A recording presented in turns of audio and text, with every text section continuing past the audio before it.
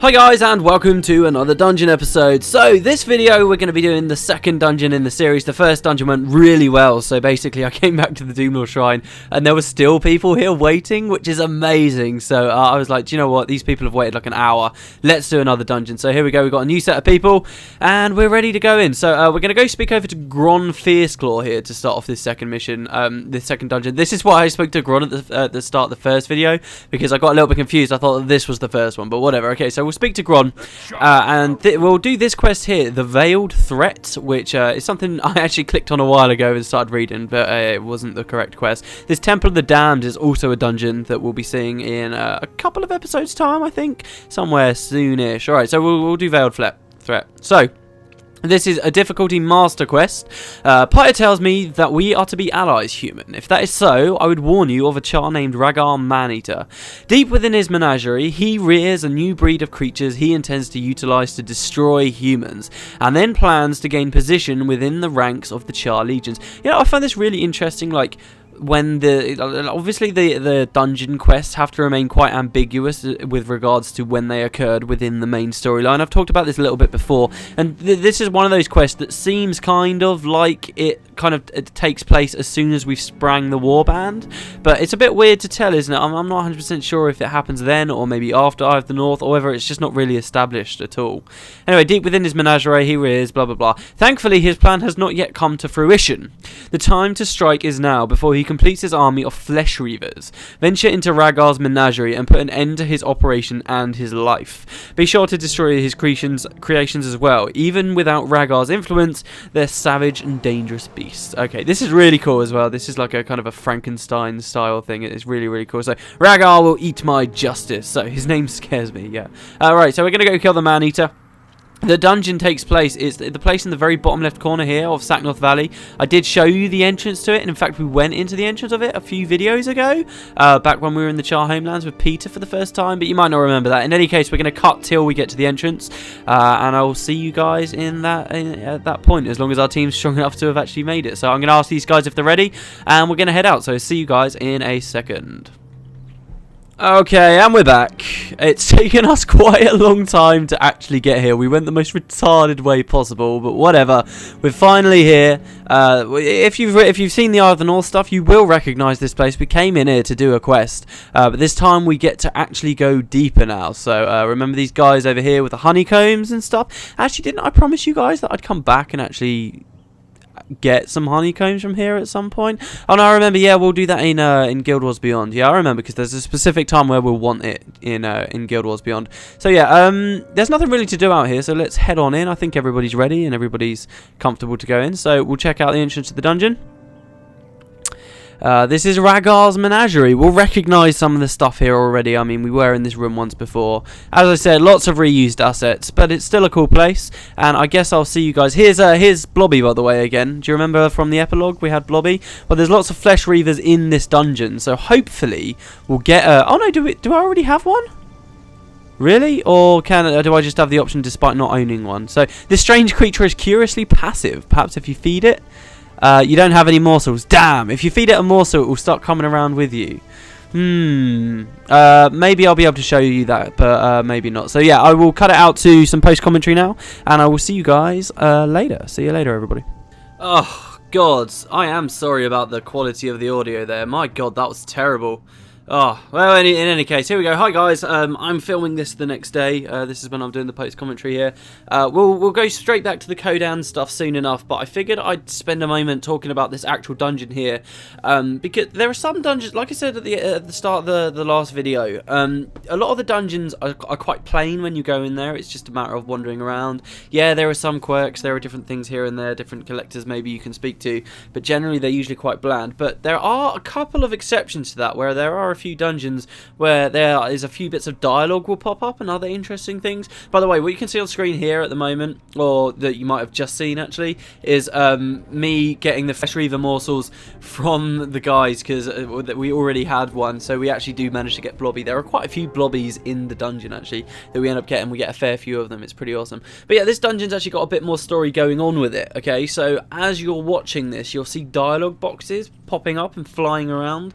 I'm trying to think of the best way to really show those to you guys. I mean, they're not massively important. Basically, the story will be we're following Rragar. We keep finding Rragar in there, and he's like, "Oh no, you found me! It's too early," and he runs off.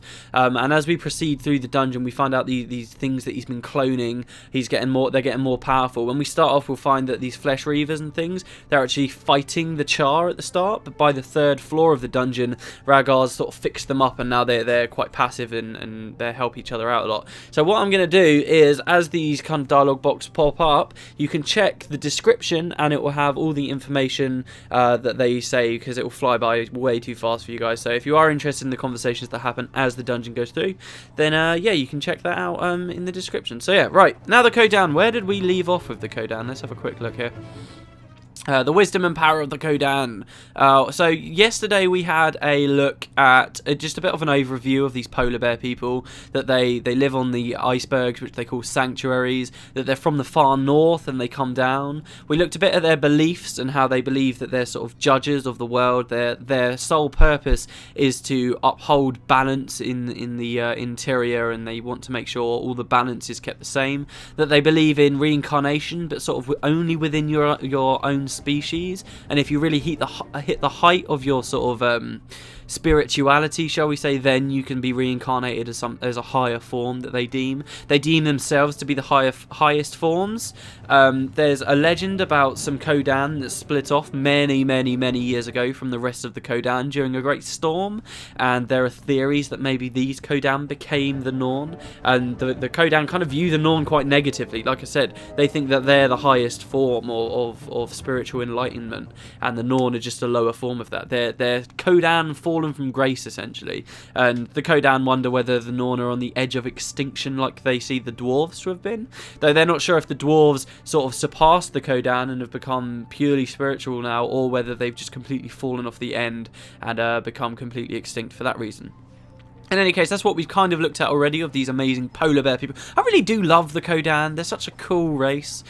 We can have a look. There's a few more sections here in the blog. Let's kick it off with the sanctuary. So these guys come from polar bear. The polar bears that live on icebergs, and they build their sanctuaries and their cities and things on the icebergs. It's really fantastic. There's actually a story that ArenaNet have written. Well, not written, but it explained that basically their concept artists were making all these incredible bits of concept art. Oh, sorry, dropped a pen there.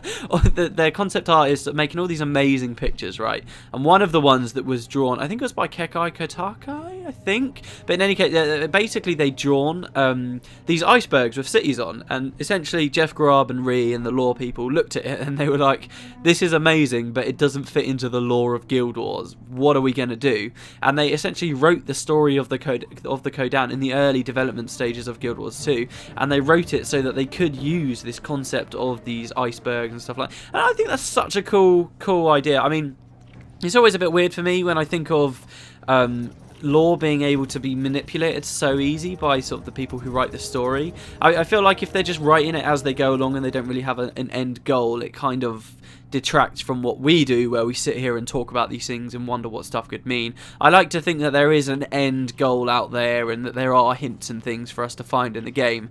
But this is one of those situations where it's really cool, the story of why the Kodan really exist. It was amazing concept art, and the story was accommodated to fit them in. A lot of people got really pissy about the Kodan, and they still do. They just go, oh, it's not Narnia, how original is this? Polar bears and armor, blah blah blah blah blah. Well, it's not necessarily about being original all the time. I did talk about how, this is just my opinion, I did talk about how ArenaNet are trying to break away from sort of traditional fantasy tropes. The truth is, they're trying to not use elves and dwarves and stuff. They're trying to have an identity of themselves, but these niches, you know, like the small race, they're still there. The barbarian race is still there. It's all kind of there. It's just mixed up and a bit more unique in Guild Wars. So I really don't mind that there are polar bear people. I really don't.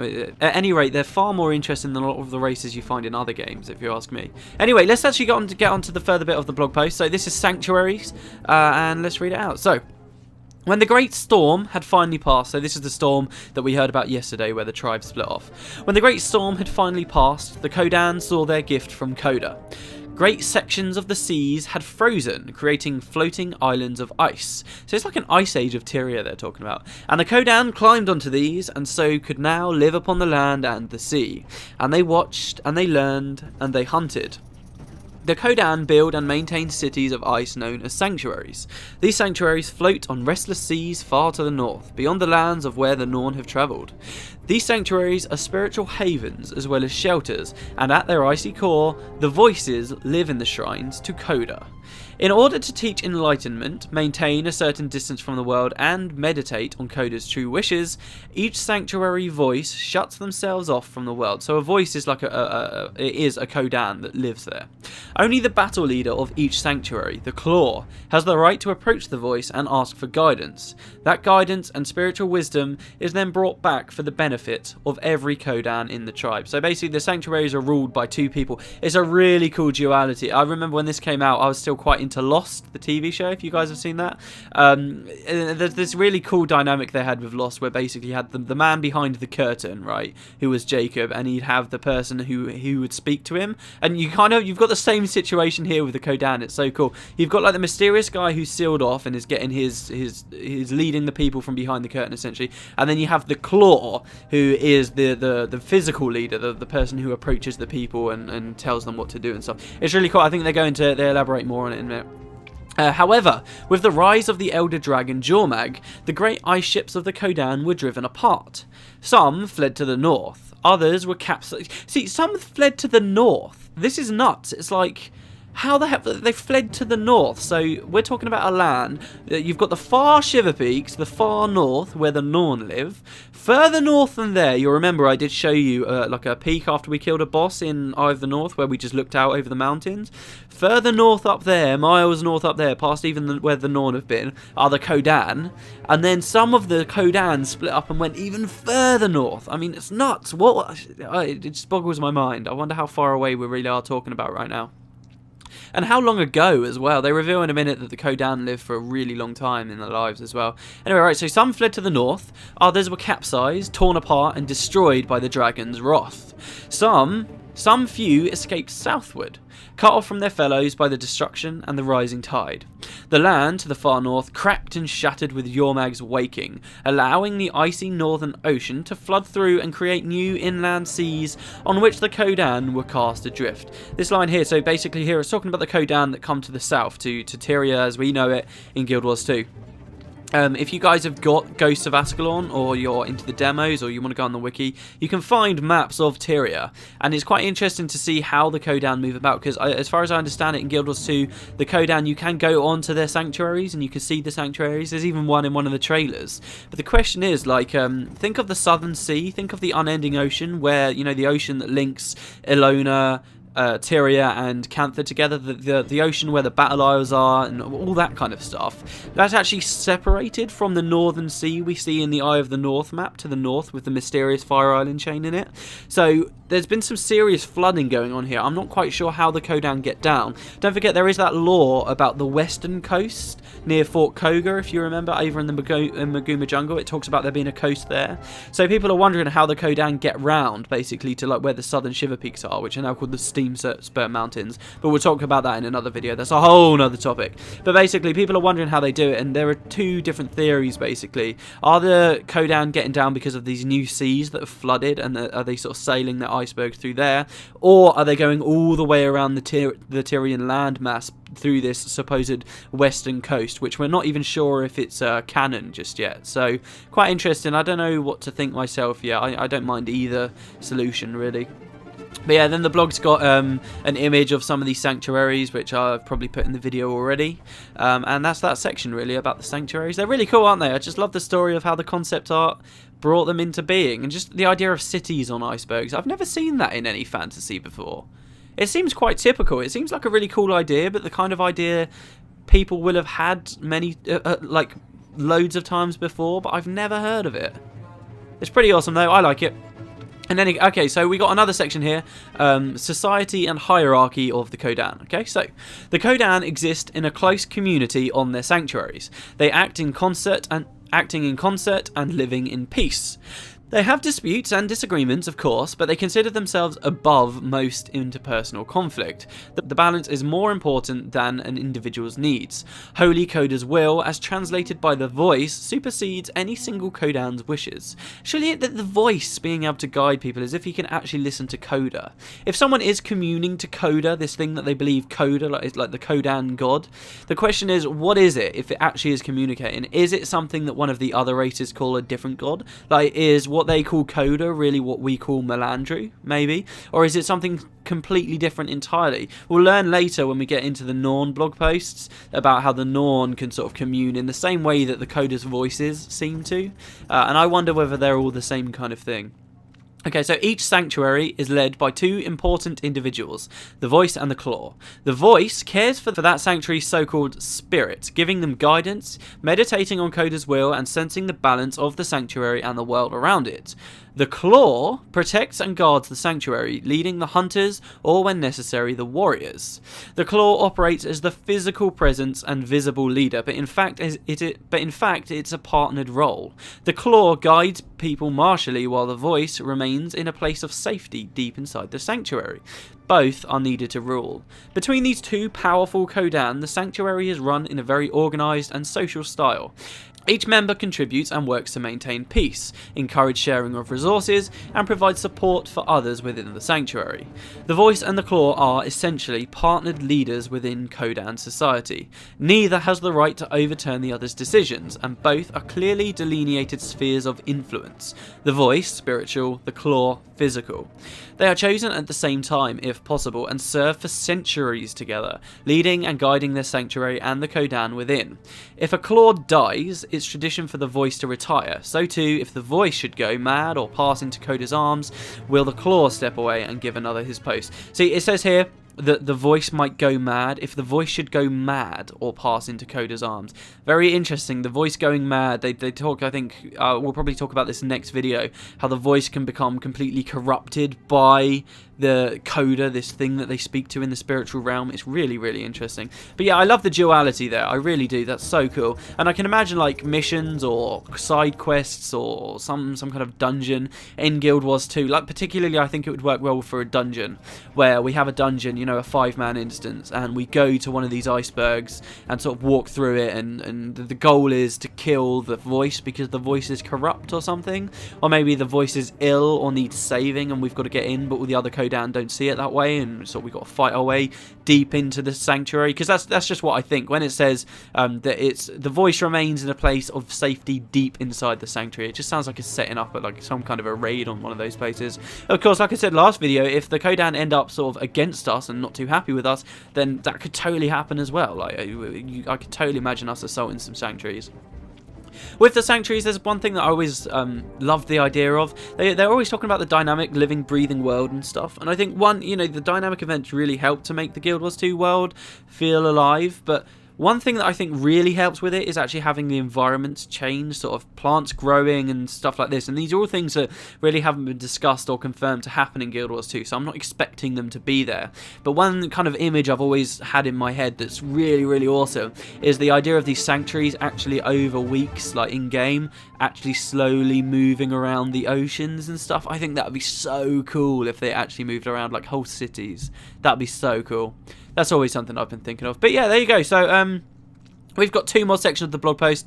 How far in are we? We're about 50. Yeah, no, that sounds good enough to me. I think we'll call that one there, guys. That's about 15 minutes. So yeah, we'll see what happens at the end of Rragar's Menagerie here, and then call it the end of the video. So what is actually going on here? You've probably seen with my party window. The first dungeon we did today was really good. Okay, that was fine. This one was a disaster, and I'm sure you've all seen it. Yes, when we got down to the 2nd floor, our healer disconnected, and then we zoned through the next portal. So when they reconnected, the instance had been closed, so we lost our healer. We actually complete the second. It's a 3-floor dungeon, and we've completed the second 2 floors of the dungeon with no healer. Okay, we've got me using save yourselves.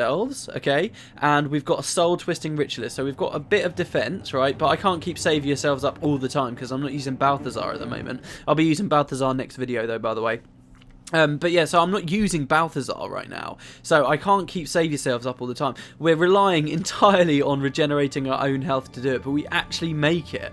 It's unbelievable. And here you go, this is the final room. It's just, I can't believe. And everybody was saying, oh, we can do it, and I didn't think we could. So if you actually look, yes, you guys proved me wrong. We did manage to do it. Anyway, so Rragar speaks. He says, allow me to introduce you to my most prized specimen. You should feel honoured to have your bones picked clean by such a magnificent creation. Hide Splitter, show them no mercy. And then you can see this room's actually awesome. It's got all these floating rocks and stuff. It's pretty sweet. Hide Splitter doesn't say anything, I don't think. Yeah, there's a good green spear in this mission, I believe. I'm not too familiar with the Menagerie, the rewards you can get from it. It's not the kind of thing a lot of people run. In any case, this boss fight is pretty cool. Basically, if you kill the beast, and I think that beast has got an entirely unique model and skin on it. If you've noticed, all the fleshreavers we've been fighting, they all have unique models as well. I don't think I've seen them anywhere else in the entire game. There are unique things here, which is really cool. It's a cool dungeon. Like, as you go through on the 3rd floor, you see all the char run off and lock all the doors and set up traps and stuff. It's fun, and roll balls at you and stuff. It's really, really, really cool. Of course, the dialogue you'll be able to read in the descriptions as well. But yeah, for the boss fight, if you try and kill his beast first, his monster, this is like Frankenstein and his monster, I always think of it as like, if you try and kill the beast first, Rragar will just bring it back to life. The beast does a lot of damage. Like, Rragar uses a skill where he like marks you, and then Hide Splitter will then try and like snipe you out. It's really cool. There's some really cool dynamics going on with the fight. Just like with the previous dungeon, and you'll see at the end of the next dungeon as well, it's got interesting mechanics there, but we just devastate them anyway. Look, we don't even have a healer, but look at this. Look, nobody's taking any damage. Hide Splitter's just fighting the spirits instead. It's brilliant. But he's a cool monster, isn't he? I don't think I've ever seen that skin anywhere else in the game. It's really cool. I love it. So yeah, there you go. Down he goes, and we get the reward chest, Hide Splitter's chest. The dungeon handbook we will read at the start of the next video. I don't read that out at the end of this one. But we can try our luck in the Hide Splitter's chest. I'm pretty sure in every single episode we do of this dungeon series, someone will get a green. Because just when you've got 8 people, it's so common for someone to find a green at least. We do get a gold flame artifact though. But yeah, there you go. The room's really cool down here. You get like the floaty rocks. Reminds me of the Tarnished Coast very much. There's some albino rats over there, stuff like that. But yeah, that's Rragar's Menagerie. It's got a cool story to it. I will say that. It's got a very cool story to it. How sort of the story develops as you go further forward. It feels to me like maybe one of the first dungeons that ArenaNet designed. It really does, but it's also kind of right out there. It's quite a long way away from civilization, because it's like right in the furthest corner from the Doomlord Shrine you can get in the Char Homelands. But yeah, that's 2 out of 4 dungeons in the Char Homelands actually done at the moment. So yeah, we'll see the next one tomorrow, and then we'll see the one after that, which is the ooze pit, which will be pretty cool. Like, oozes play a big role in the storyline here, because he's like moulding the flesh of the oozes out. We'll learn a little bit more about the story of this dungeon at the start of the next video, when we can read the manual, trust me about that. But yeah, there you go. So, cool dungeon, I quite liked it. I think this is me saying goodbye to everyone here. See, so yes, I did die a lot. I was relying on Avatar of Grenth to stay alive. What do you expect? Oh, we had no healer, but we made it. It's amazing. It really is. I can't believe we made it. But yeah, I'm going to stop rambling, guys. I hope you guys enjoyed this video. And yeah, I will see you next time. See you next time, everybody. Oh no, of course, we need to cash in our reward, don't we? No, the video's not over yet. We need to cash in our reward here. So it takes you back to the Doomlord Shrine after the countdown's finished. And we can come over and speak to Gron. There's not much of an outro dialogue, which is a shame. Most of the story for this one seems to be inside the dungeon. Not that there's that much. I'm making it sound like you're missing a lot, but you're really not. Killing Rragar will give you great pleasure, I'm sure. With those unnatural creations rotting on the dungeon floor, your people will rest easy for now. So there you go. Obviously, through the video, I spoke to a few collectors. If you paused, you might have learned a couple of other little things. But yeah, so there you go. And that's the story behind Blobby as well. See you next time, guys. See you later.